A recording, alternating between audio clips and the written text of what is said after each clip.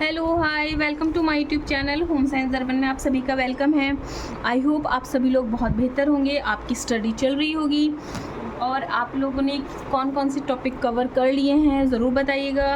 तो देखिए मेरी क्लास 6 से मैंने अपनी एक ज़ीरो लेवल से जो बेसिक है वहाँ से स्टार्ट करी एक सीरीज़ और अब हम उसमें क्लास 9 की बुक कवर कर रहे हैं। जिन लोगों ने नहीं देखी है वो मेरे चैनल पर जाकर देख सकते हैं और उसमें मैंने क्लास 9 की बुक से भी 11 चैप्टर कंप्लीट करा दिए हैं। उसी के साथ मैंने होम मैनेजमेंट की सीरीज़ स्टार्ट की है क्योंकि वक्त बहुत कम है। हो सकता है मे भी आने वाले टाइम में हमारी परीक्षा हो जाए तो हमें अपनी स्टडी को एक स्टेप आगे करके करना है। तो मैंने होम मैनेजमेंट से तैयारी की है, होम मैनेजमेंट से स्टार्ट की है।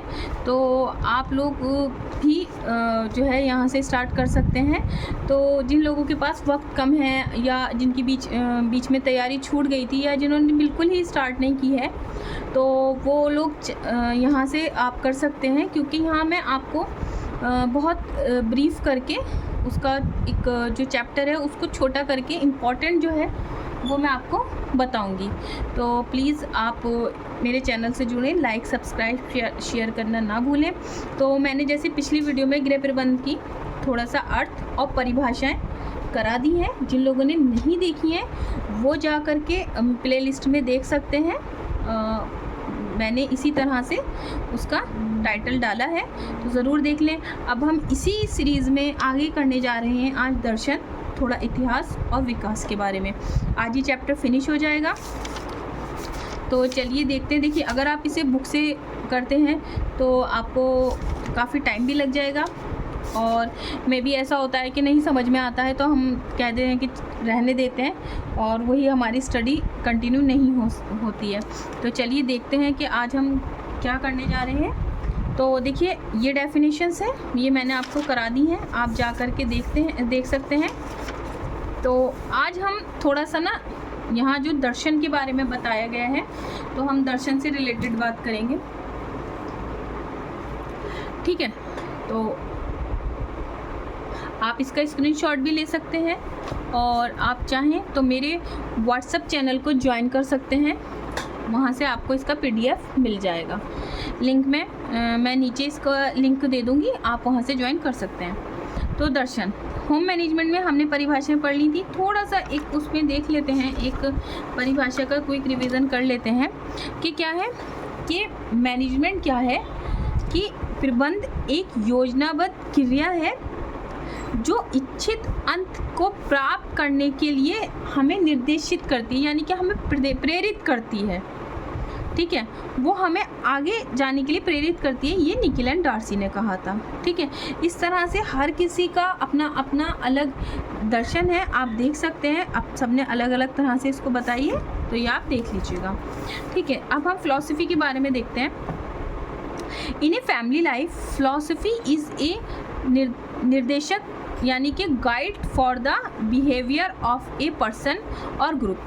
क्या है, in a family life philosophy is a guide, वो जो हमें दर्शन है वो गाइड करता है for the behaviour of a person और ग्रुप, एक पर्सन के लिए और ग्रुप के लिए। Every person has philosophy of his life. क्या होता है कि हर किसी का दर्शन अपनी लाइफ को लेकर के जो है वो अलग है, ठीक है। Some individuals families develop their philosophy from daily experiences और knowledge guide from solving family situation और प्रॉब्लम। क्या होता है कि जो दर्शन है हर किसी का, हर फैमिली का जो दर्शन है वो उन्होंने किस तरह से बताया है कि जो हमारा डेली एक्सपीरियंस होता है, जो हमारा डेली एक्सपीरियंस होता है उससे रिलेटेड बताया है कि दैनिक अनुभव से पारिवारिक स्थितियों तथा समस्याओं को सुलझाने से उत्पन्न से विकसित होता है। जो हमारी डेली जो समस्याएं हैं, ठीक है, उनको सुलझाने से क्या होता है, जो ज्ञान विकसित होता है। कुछ व्यक्ति में जो है वो दर्शन परंपराओं रीति रिवाजों से ग्रहण करने की इच्छा रखते हैं, ठीक है। जो इन्होंने यहाँ बात की है, some individual wishes to adopt the philosophies from traditions customs and express. क्या होता है कि रीति रिवाजों को ग्रहण करने से इच्छा रखते हैं, कुछ सामाजिक समूहों से अभिव्यक्त करते हैं। तो क्या होता है कि मेन बात ये निकल कर आती है कि प्रत्येक परिवार के दर्शन इन तत्वों से निर्धारित होता है। परिवार को प्रारंभ करते समय जो व्यक्ति की स्थिति, कुल, अनुभव, शैक्षिक पृष्ठभूमि, शारीरिक स्थिति और सामाजिक परंपरा, इन्होंने क्या बताया है कि जो every family has a determined by these elements the situation of the person at the time starting of the family. कि क्या होता है कि जो प्रत्येक परिवार का दर्शन है ना, वो परिवार के प्रारंभ करते समय व्यक्ति की स्थिति जब वो इस्टेब्लिश हो रहा है, जैसे कि हम आगे जो रेट करेंगे 3 स्टेजेस होती हैं कि सबसे पहले प्रारंभिक अवस्था, फिर विस्तार की, फिर संकुचित, जो हम आगे इसको रेट करेंगे। तो यहाँ से यही बात की गई है कि स्थिति, कुल, अनुभव, शैक्षिक पृष्ठभूमि, जो उसका शैक्षिक पृष्ठभूमि रही है, शारीरिक स्थिति और सामाजिक परंपरा। ठीक है, तो यहाँ ये थोड़ा सा फिलॉसफी बताई गई है। देखिए मैंने ये आपको यहाँ से नोट्स को सिलेक्ट करके बताया है, तो जिनको कोई भी दिक्कत हो और जिनके पास ये बुक है वो यहाँ से कर सकते हैं। ठीक है, तो मैंने इसको बताया, तो आपने देख लिया कि in a family life philosophy is the guide for the behaviour of a person और ए ग्रुप। क्या है? पारिवारिक जीवन में दर्शन व्यक्ति या समूह के व्यवहार का निर्देशक होता है, यानी कि गाइड करता होता है। ठीक है, उसके बाद में क्या होता है, प्रत्येक व्यक्ति का अपने जीवन का कुछ दर्शन होता है, भले ही वह उसे उस रूप में महत्व नहीं देता। कुछ व्यक्ति और परिवार अपने क्या करते हैं, दर्शन को दैनिक अनुभव से, पारिवारिक स्थितियों से तथा समस्याओं को सुलझाने से उत्पन्न होने वाले ज्ञान से विकसित करते हैं। ठीक है, यही चीज़ मैंने यहाँ पर ये एक्सप्लेन की है। उसके बाद में आ जाते हैं हम परिवार को प्रारंभ करते समय की स्थिति क्या होती है, कि उसका क्या होता है, टोटल एक्सपीरियंस होता है, एजुकेशनल बैकग्राउंड होता है जो कि यहाँ पे अभी बात की गई है, फिजिकल कंडीशन होती है और सोशल कंडीशन होती है। इसके बाद हमारे पास आ जाता है कि दर्शन विकसित करना, डेवलपमेंट ऑफ बिहेवियर। दर्शन विकसित करने के बारे में बात की गई है कि कोई भी व्यक्ति दर्शन को अनुभव द्वारा विकसित करता है। कि किस तरह से विकसित करता है, कि हमारी जो लर्निंग है ना, जो हम एक्सपीरियंसेस करते हैं, उसी के द्वारा हमारा जो फिलॉसफी है वो डेवलप होती है। अनुभव प्रत्येक क्षण, यानी कि प्रत्येक मोमेंट जो है वो चेंज होता है, जो लाइफ का आधार तैयार करता है। हमारे घरों में अनुभव जीवन के आसपास अन्य व्यक्ति, पारिवारिक सदस्यों के समूह के साथ रहता है। कि हमारे घरों में क्या होता है, अनुभव जीवन के आसपास और अन्य व्यक्तियों, यानी कि हमारा आसपास का जो एटमॉस्फेयर है, जो हमारा फैमिली का एटमॉस्फेयर है, उनके साथ। जैसे कुछ अभिरुचियाँ और क्रियाएं, पारिवारिक मनोरंजन, खुशियों में भाग लेना, साधनों की व्यवस्था करना, स्कूल की क्रियाओं में भाग लेना। उसके बाद में आ जाता है परिवार के लिए दर्शन महत्वपूर्ण क्यों हो जाता है, कि उसको शेप देना, विचारों को, लाइफ की जो भावनाएं हैं, अनुभव को अर्थ देना, ये दर्शन है। उसके बाद में आ जाता है कि role of management in home, घर में व्यवस्थापन की भूमिका। तो थोड़ा सा हम देखते हैं कि निकिल और डार्सी ने क्या कहा है व्यवस्थापन के बारे में। देखिए अभी हमने दर्शन किया, दर्शन विकसित करना, डेवलपमेंट ऑफ फिलॉसफी देखी। अब हम देख रहे हैं role of management in home. तो व्यवस्थापन घर के वातावरण में मानवीय संगठन का प्राकृतिक वृद्धि है। क्या है? व्यवस्थापन घर के वातावरण में मानवीय संगठन का क्या है? प्राकृतिक वृद्धि है। जैसे कि जैसे परिवार की जो है वो परिवार हमारा इस्टेब्लिश होता है, तो क्या होता है कि कुछ व्यक्ति सामान्य उद्देश्य हेतु कार्य करते हैं, ठीक, वैसे ही उन क्रियाओं की योजना के विकसित की आवश्यकता होती है। हम योजना बनाएं, ये ज़रूरी हो जाता है। उत्तरदायित्वों के प्रतिनिधित्व की आवश्यकता हो जाती है, और उपलब्ध मानवीय और अमानवीय साधनों के उपयोग से संगठन और नियंत्रण की आवश्यकता हो जाती है, कि हम कैसे मानवीय और अमानवीय साधनों का यूज़ किस तरह से उसका मैनेजमेंट करते हैं, यहाँ पर उसकी बात की गई है। तो आगे देख लेते हैं व्यवस्थापन का अर्थ। पारिवारिक लक्ष्यों को प्राप्त करने हेतु साधनों का उपयोग करना। ठीक है, चाहे वो हमारे मानवीय हो फिर चाहे वो अमानवीय हो। व्यवस्था की योग्यता को स्तरों के द्वारा देखा जाता है और साधनों का उपयोग के प्रभाव को व्यक्तिगत विकास और पारिवारिक जीवन पर देखा जाता है। ये व्यवस्थापन का अर्थ बताता है।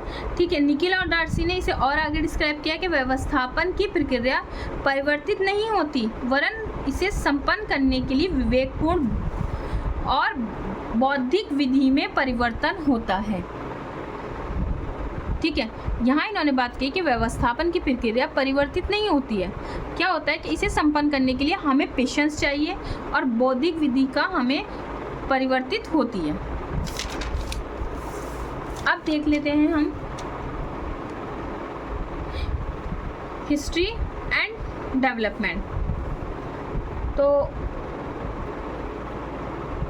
हम देखते हैं कि गृह प्रबंध क्या है। एक महत्वपूर्ण साधन है, वसीयत है, अमेरिकन यूरोपियन लोगों से प्राप्त हुई है। कि क्या है, early being of home management ने क्या बताया है कि गृह व्यवस्था जो है वो गृह प्रबंध का महत्वपूर्ण साधन वसीयत अमेरिकन यूरोपियन लोगों से प्राप्त हुई है हमें। ठीक है, उसके बाद में इन्होंने क्या बताया कि प्रारंभिक समय साधन बिखरे हुए थे, तो वस्तु के उत्पादन के लिए बहुत अधिक शक्ति की मात्रा की आवश्यकता होती थी। अतः उसे समय या बात दृढ़ता पूर्वक मानी जाती थी कि अच्छा व्यवस्थापन केवल भौतिक वस्तुओं को प्राप्त करना है। तो ये जब धारणा इसको चेंज किया गया कि उसमें क्या ऐड किया गया कि नहीं, हमें साथ में टाइम मैनेजमेंट भी देखना है, हमें अपनी एनर्जी मैनेजमेंट भी देखना है, साथ साथ हमें अपना मनी मैनेजमेंट भी देखना है, जिसको हम आगे डिटेल से करेंगे। ठीक है, गृह अर्थशास्त्र के संदर्भ में गृह प्रबंध, home management in the home economics movement. सर्वप्रथम क्या हुआ कि 1821 में एक पाठ्यक्रम प्रारंभ किया गया जिसमें पारिवारिक वस्तुओं के बारे में जानकारी दी जाने लगी। वो फूड से रिलेटेड थी और आपके वस्त्र से रिलेटेड थी। एक ईमा विलियर्ड और कैथरीन थी, उन्होंने एक पाठ्यक्रम जो है वो तैयार किया। क्या किया उसमें, उस पाठ्यक्रम में उन्होंने कि गृह व्यवस्था का प्रारंभ जो है वो कैथरीन की एक पुस्तक है, वो क्या है, ट्रेस्टाइज ऑन डोमेस्टिक इकोनॉमी 1841 में किया था। ट्रेस्टाइज ऑन डोमेस्टिक इकोनॉमी, तो इसमें क्या था, गृह अर्थशास्त्र की फर्स्ट बुक थी। सबसे पहले तो हमें ये पता होना चाहिए कि गृह अर्थशास्त्र की फर्स्ट बुक कौन सी थी, वो ये थी, इम्पॉर्टेंट हो जाता है। और उसके बाद में क्या किसने लिखी थी, वो किस तरह से आ सकता है कि ट्रेस्टाइज ऑन डोमेस्टिक इकोनॉमी 1841 में कैथरीन बीचर ने लिखी थी। और इन्होंने फोकस किया था नैतिक विचारधारा पर बल और व्यवस्था कार्य की सिफारिश, इस बारे में इन्होंने बल दिया था। उसके बाद में मारिया परलोर थी, इन्होंने जो है वो परलोआ हैं, ये मारिया परलोआ के first principle of home management के बारे में बात की इन्होंने। और कुकरी इनकी जो है वो एक बुक थी। और बल दिया इन्होंने सही जीवन दर्शन पर।